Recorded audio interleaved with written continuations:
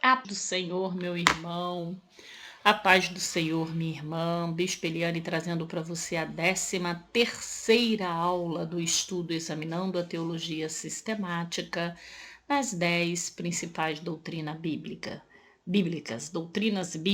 Vamos orar? Pai querido, Pai amado, estamos aqui na 13ª aula, pedimos que o Senhor continue ministrando conosco e através de nós, nos ensinando aquilo que for de Ti, que nós venhamos reter aquilo que não for, que nós venhamos descartar, mas que nós possamos crescer em espírito, em verdade, com o conhecimento genuíno da Tua Palavra.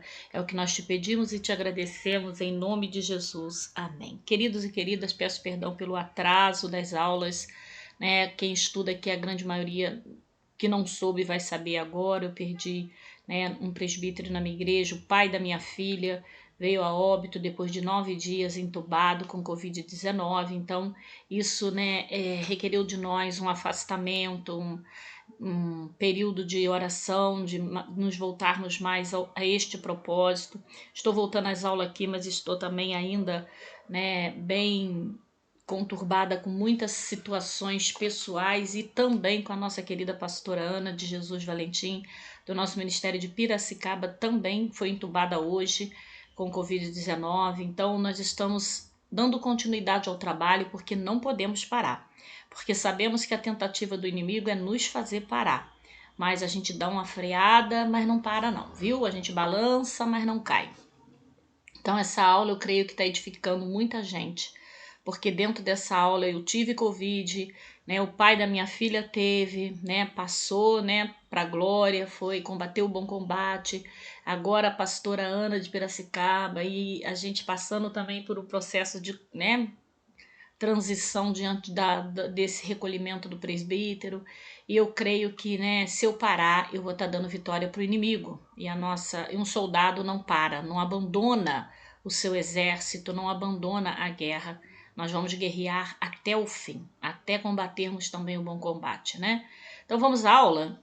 As últimas aulas têm sido muito grandes, eu tentei reduzir essa o máximo possível para não ficar cansativa para vocês. Vamos estudar sobre cristologia na história.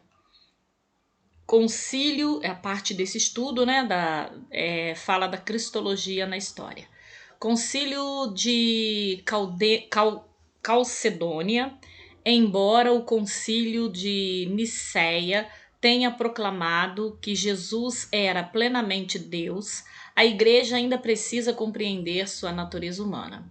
De que maneira o humano e o divino se interrelacionavam no Filho?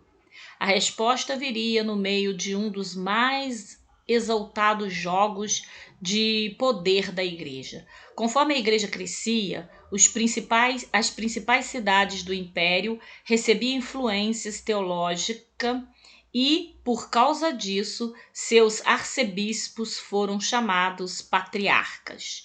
Alexandria e Roma geralmente ficavam nos mesmos lados das questões, opondo-se a Antioquia e a Constantinopla. A combinação de política e teologia era algo especialmente poderoso. A influência grega permeava os pensamentos da escola alexandrina. Muitas pessoas de Alexandrina tinham um histórico filosófico de origem grega. Teologicamente, acreditavam que Jesus fora plenamente humano, mas eles tinham a tendência de enfatizar mais a Cristo com a palavra divina, logos que os Jesus humano. Quando essa questão era levada ao extremo, existia a tendência de obscurecer a humanidade de Jesus a favor da sua divindade. Apolinário, um dos principais defensores de Alexandria, lutara bravamente contra a heresia como o arianismo e o maniqueísmo. Contudo, cometeu um deslize equivocando ao afirmar que na encarnação o Logos divino substituíra a alma humana, de modo que a humanidade de Cristo fora apenas corpórea. Em 381, tem 1001 aqui. Em 381, o segundo concílio ecumênico condenou esse ensinamento. A escola de Antioquia apresentava a tendência de se concentrar na humanidade de Jesus. Embora Jesus fosse divino, eles diziam que sua humanidade fora completa e normal. Ao envolver-se em uma disputa sobre a veneração de Maria, Nestório, patriarca do Constantinopla, atacou a oposição de Apolinário. Para ele, a ideia de que Maria fora a portadora de Deus era muito parecida com a ideia de Apolinário. Cirilo, patriarca de Alexandria, ansioso por abalar o poder de Constantinopla, acusou o patriarca de dizer que Jesus tinha duas naturezas distintas em seu corpo. Em 431, no terceiro concílio ecumênio, em Éfeso, o maquinador Cirilo conseguiu que Nestório fosse deposto antes que ele e seus amigos pudessem chegar ao local das reuniões. Quando os clérigos ausentes chegaram, condenaram Cirilo a seus seguidores sobre a liderança de João, o patriarca da Antioquia. O imperador Teodósio, que convocava o concílio, foi pressionado e terminou por exilar Nestório. Adicione a essa situação volátil um clérigo que levava a ênfase alexandrina às últimas consequências. Eutico, chefe de um mosteiro próximo a Constantinopla, ensinava uma ideia que passou a ser chamada monofisismo, de mono, a physis, natureza. Esse ponto de vista sustentava que a natureza de Cristo estava perdida na divindade, assim como uma gota d'água que cai no mar é absorvida por ele. O patriarca Flaviano de Constantinopla condenou Eutíquio por heresia, mas o patriarca Dióscuro de Alexandria o apoiou. A pedido de Dióscuro, Teodósio convocou outro concílio que se reuniu em Éfeso em 449. Esse concílio proclamou que Eutíquio não era herege, mas muitas igrejas consideraram esse concílio inválido. O Papa Leão rotulou aquele encontro de sínodo de ladrões, e atualmente ele não é considerado um concílio ecumênio válido.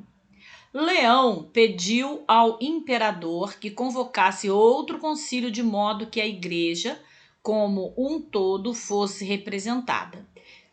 Esse concílio aconteceu na cidade de Calcedônia, próxima de Constantinopla, no ano 451, atraindo cerca de 400 bispos, frequência superior a que qualquer outro concílio já realizado até aqueles dias. Dióscuro sempre foi uma figura um tanto sinistra. Agora, nesse concílio, ele foi excomungado da igreja como resultado de suas ações no sínodo de ladrões. Durante o concílio de Calcedônia, foi lida uma afirmação sobre a natureza de Cristo chamada Tomo, Carta Dignomática, de autoria do Papa Leão I. Os bispos concordaram os bispos incorporaram seus ensinamentos à declaração de fé, que foi proclamada de definição de fé de Calcedônia. Nessa definição de fé, Cristo reconhecidamente tem duas naturezas, sem confusão, sem mudança, sem divisão, sem separação. A propriedade característica de cada natureza é preservada e se reúne para formar uma pessoa. Essa concepção condenava as ideias de Apolinário e Eutíquico, além das posições atribuídas a Nestório. Calcedônia foi o primeiro concílio no qual o Papa exerceu papel importante. Cada vez mais o foco da batalha seria entre Roma e Constantinopla. Calcedônia foi o último concílio que tanto o Ocidente quanto o Oriente consideraram oficial, com relação à definição dos ensinamentos corretos. Esse também foi o último em que todas as regiões foram representadas e conseguiram encontrar em questões fundamentais. Embora Calcedônia não tenha resolvido o problema de como Jesus era tanto Deus quanto homem, esse concílio estabeleceu o limite ao definir como incorretas certas interpretações. O concílio, ao referir-se à posição adotada por Apolinário e Eutíquico, disse: qualquer que tenha sido a maneira como isso ocorreu, sabemos que não aconteceu desta maneira. Afirmação dos concílios e credos. Concílio de Nicéia, Nicéia I, 325 d.C., liberado por Anastácio Araniânimo, condenado. Afirmado a deidade de Cristo, declarado Filho homoousios, com o Pai, da mesma essência, mesmo ser. Concílio de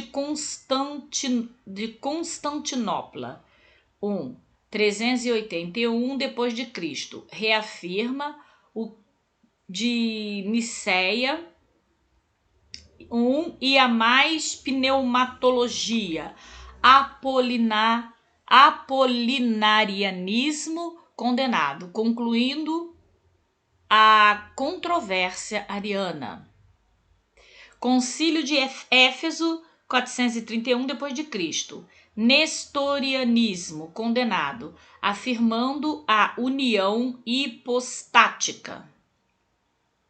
Concílio de Calcedônia, 451 d.C., eutiquianismo condenado, aprovando o credo niceno, discussão completada e confirmada da união hipostática, afirmada a doutrina da doutrina.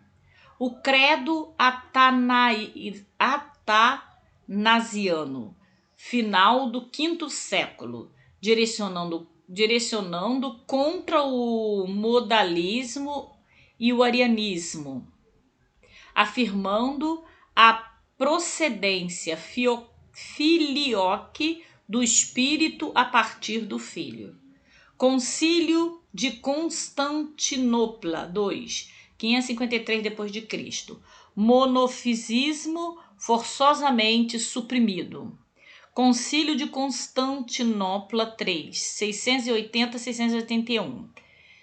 Monotelitismo, doutrina que Cristo tinha uma vontade, mas duas naturezas.